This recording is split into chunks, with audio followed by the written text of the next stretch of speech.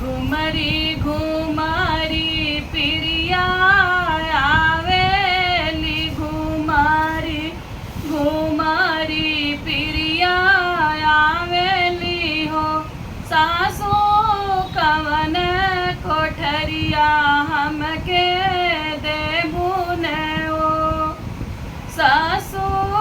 कवन कोठरिया हमके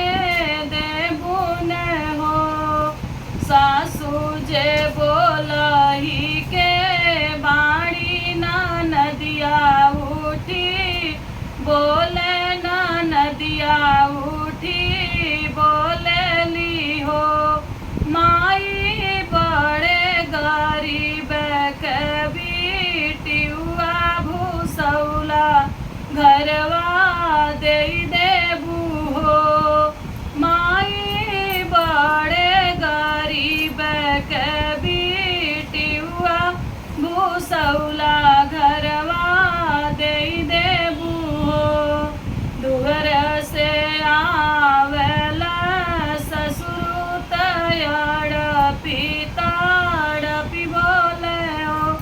बहुआरी दे बुना की कती लरिया बिटिया ससुर तीन